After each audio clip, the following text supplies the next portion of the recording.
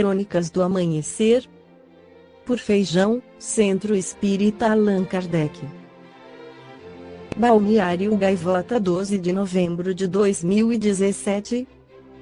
100 anos da Revolução Russa. O centenário da Revolução Russa marca a data em que o ideário dos pensadores Karl Marx e Friedrich Engels ganhou uma chance de se tornar real. Em 1917, o mundo via um governo socialista pela primeira vez, sem saber o que esperar dele ou se o chamado socialismo utópico seria realmente possível. Liderada por Lenin, a mudança que culminou no fim do Império Russo e da dinastia Romanov abriu as portas para novas perspectivas. Cuba, Coreia, China, Vietnã seguiram caminhos similares. A Revolução de Outubro, pelo calendário gregoriano, seguido pelo Brasil, ocorreu em novembro. À época, no entanto, o Império Czariano seguia o calendário juliano, 13 dias atrasado. Portanto, os eventos da tomada de poder dos bolcheviques narrados no fim de outubro, na verdade, aconteceram em novembro. A partir deste ponto na história, tornou-se possível o surgimento da União das Repúblicas Socialistas Soviéticas URSS. Com ela, nasceu uma potência forte o suficiente para se tornar crucial na derrubada do nazismo de Adolf Hitler, em 1945, e se opor aos Estados Unidos por quase 50 anos. Ainda inspirada na obra de Marx e Engels, houve a reforma agrária em certo grau, com redistribuição de terras entre campesinos. Sindicatos assumiram controles de fábricas, fazendas passaram a produzir para a comunidade. O governo tentou igualar as classes sociais.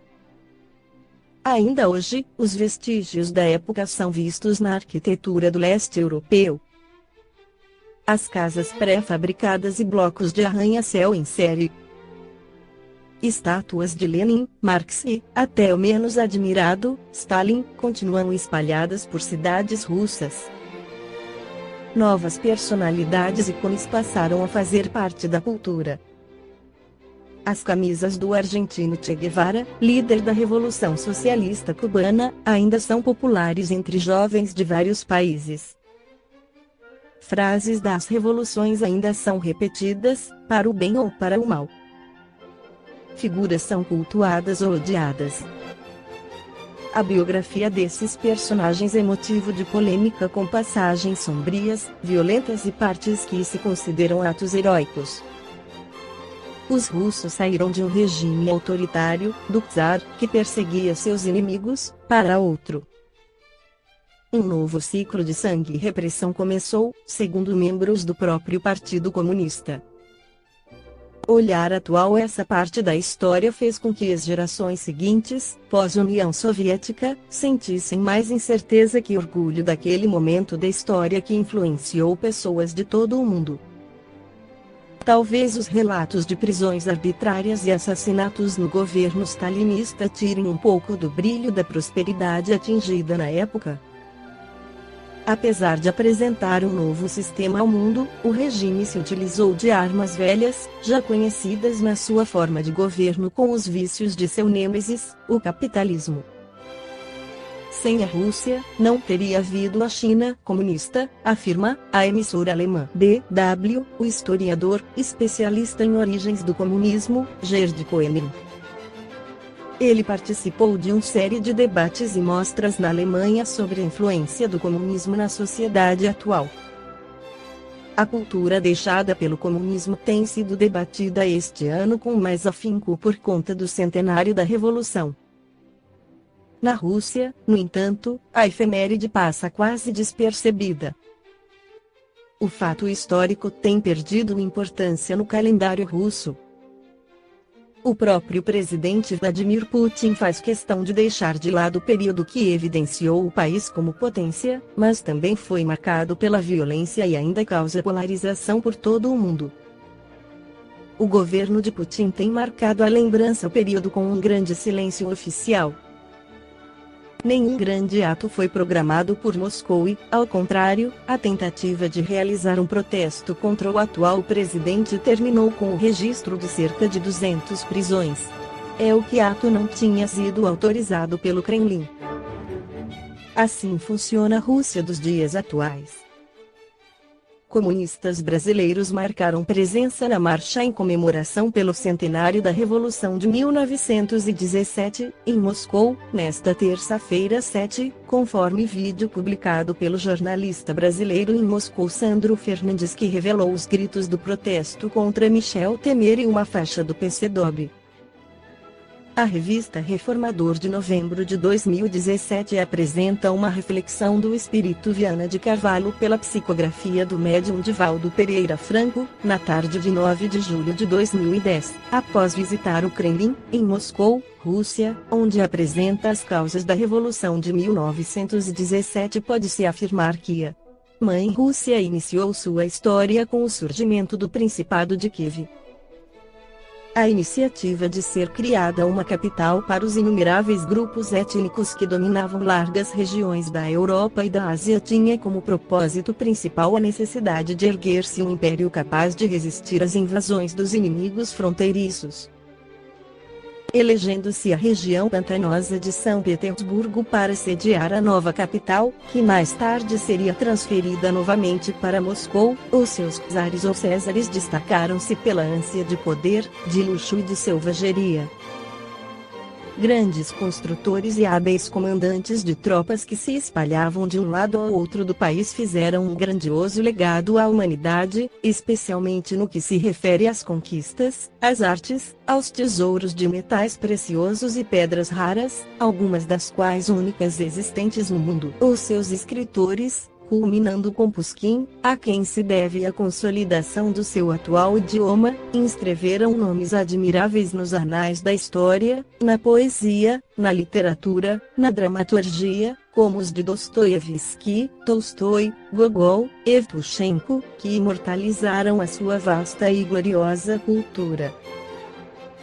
De Ivan, o Terrível, a Catarina, a Grande, de Pedro, o Grande, Alexandre, assassinado em atentado terrorista, o Império Russo destacou-se no passado como um dos mais gloriosos e combativos, sempre contando com o clima severo que, mais de uma vez, impediu que os conquistadores pudessem governá-lo nos terríveis dias das temperaturas negativas, incluindo o quase invencível corso Napoleão Bonaparte.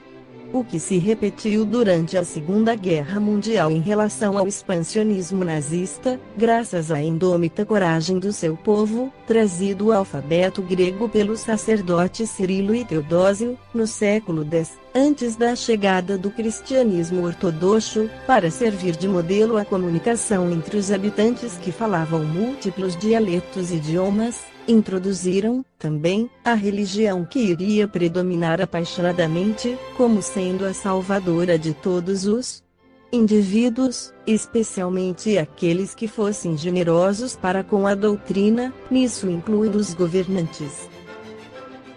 O homicídio insano, decorrente da ânsia do poder e para não o perder, era cometido com a naturalidade sob o olhar complacente do soberano, ou mesmo graças a ele, qual ocorreu com Catarina que, ante qualquer suspeita de conspiração, real ou imaginária, mandava exterminar o indivíduo ou o grupo sob observação. A grande czarina, objetivando libertar-se da culpa, justificava sua ação nefanda, explicando que matar o inimigo era uma atitude de preservação do trono e da própria vida, mas, se por acaso, ele fosse inocente, deveria isso ser considerado uma honra, se não uma bênção, porquanto, nessa condição, mais facilmente entraria no reino dos céus, por ser vítima de uma ação infeliz. Venenos de efeitos terríveis, punhais muito bem manipulados, criminosos mercenários sempre estiveram ao lado dos imperadores, zelando, odientos, pelas suas vidas, mediante o extermínio indiferente de outras tantas. As suas construções palacianas, planejadas pelos mais hábeis arquitetos europeus, que eram buscados nos seus países a peso de ouro, atingiram o máximo das suas habilidades para adornar essas monumentais edificações, tornando-as ímpares, nas áreas imensas ajardinadas, irrigadas por fontes e monumentos incontáveis, contílias, bétulas e carvalhos, que se transformariam em bosques portadores de majestática beleza. Mesmo o último czar russo, Nicolau I, assassinado vilmente com sua família em Ekaterimburgo, por ordem de Jacob Sverdlov, representando os bolcheviques que tomaram o poder na Revolução de 1917, havia governado com mão de ferro e impiedade o povo que estorcegava na miséria, na fome, no abandono, enquanto o excesso sempre esteve nos salões imensos dos banquetes ostensivos. E sucediam-se as guerras contra os países fronteiriços, sempre considerados ameaças em potencial, ou enfrentamento com as nações bárbaras que atacavam periodicamente os imensos domínios, a fim de se apoderarem dos tesouros inigualáveis. O povo, sempre os mujiques camponeses e os desempregados, era tido como detestável, nutrindo-se de sopa de repolho, quando conseguia algo, e pão quase apodrecido, morrendo de inanição ou de doenças perversas que dizimavam as populações. Lamentavelmente, todos esses desaires eram apoiados pelos patriarcas ortodoxos que passaram a governar a fé religiosa cristã, adaptada às suas paixões e ao luxo absurdo, desafiando a nobreza do Evangelho de Jesus, todo simplicidade e amor.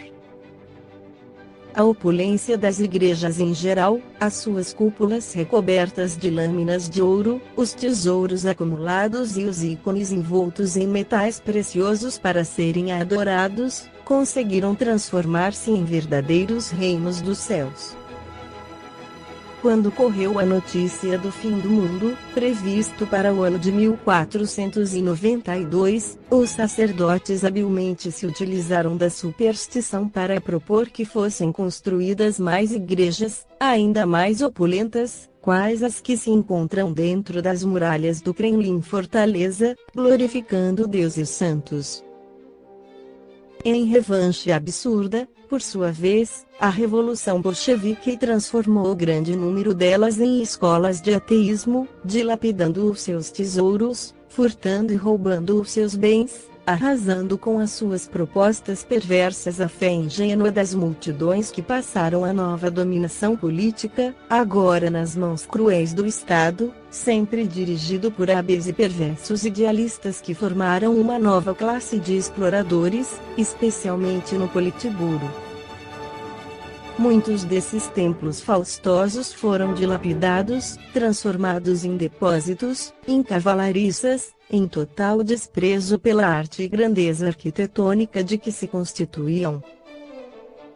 Com a decadência do comunismo soviético e a sua falência, quando se puderam descobrir os crimes praticados, o sofrimento do povo esfaimado, ao tempo em que se fabricavam armas de guerra, bombas atômicas de destruição total, novamente a religião, antes tida como ópio das massas, passou a funcionar, erguendo-se palácios e templos que o comunismo desejou aniquilar sem o conseguir. Não se apagam símbolos arquetípicos da humanidade por meio da hediondez e da perseguição. O mito e a crença constituem herança psicológica responsável pela formação psicológica de todos os povos. O ser humano é um animal religioso e ninguém pode destruir-lhe a religiosidade, que é um traço de vinculação com Deus, mesmo quando os religiosos corrompem as doutrinas com as suas misérias e degradações infelizes no exercício a que se dedicam, desse modo comprazendo-se em estigmatizar e humilhar os crentes simplórios e confiantes. Como ninguém escapa à voragem do passar do tempo e à sua inexorável imposição, esmagando a soberba, vencendo a prepotência, dobrando a cerviz mais atrevida, os poderosos de um dia sucumbem nas enfermidades, nos desgastes decorrentes dos excessos a que se permitem, sendo vítimas de traições ignóbeis, de armadilhas bem urdidas, da velhice, das doenças que os consomem. A grande mãe Rússia, como todos os antigos impérios que o tempo consumiu, transformando-os em escombros por onde cantam os ventos que continuam soterrando-os, ergue-se na atualidade como poderosa potência militar, estratégica, temida e respeitada, fazendo parte do concerto das nações da Terra, enquanto aqueles mesmos conquistadores e poderosos de ontem, hoje se encontram nos palácios que lhes pertenceram em determinado momento, mas agora como zeladores, fiscais, funcionários humildes, contemplando o poder que lhes escapou das mãos. Isto, quando não se encontram pelas ruas das cidades grandiosas na condição de mendigos de pão e de agasalho, de um teto e de medicamento, com o olhar esgazeado, contemplando as distâncias cúpulas recobertas de ouro, a que não mais têm acesso nem recurso para pagar as entradas e caminhar pelos faustosos museus com lágrimas nos olhos e os corações dilacerados, muitos deles, os conquistadores, os dominadores, os criminosos coroados, já retornaram ao proscênio terrestre, mais de uma vez, no campo áspero da agricultura, nos cortiços imundos e sem ventilação, nas expiações mais dolorosas, a fim de aprenderem a respeitar os soberanos códigos da vida que vilipendiaram e de que se utilizaram exclusivamente para o prazer chão e caprichoso da inferioridade moral na qual ainda permanecem. Enquanto isso sucede, porém, Jesus prossegue informando que as raposas têm covis, e as aves do céu têm ninhos, mas o Filho do Homem não tem onde reclinar a cabeça. Mateus 8, 20, e os enganadores encontram-se nos seus alçapões mesmo que dourados e vestidos de brocado e seda, onde, no entanto, permanecem aprisionados, sem forças para romper as grades e libertar-se. Glória ao mártir da cruz, cujo símbolo esses infelizes potentados ostentam, nas religiões e nos governos, distantes do significado de amor que representa, demonstrando poder e grandeza que passam com volúpia, desvestindo-os da argamassa celular e confundindo-os no pó da terra com os vassalos, os desprezados, aqueles aos quais infelicitaram. As inabordáveis leis da vida inscrevê-los-ão nos seus arquivos e processos de justiça, convidando-os à reparação e ao sofrimento, nos quais identificarão os crimes calamitosos a que se permitiram, recomeçando a trajetória nas vestes gastas da miséria que desprezaram. Esta foi a crônica do amanhecer de 12 de novembro, por Feijão.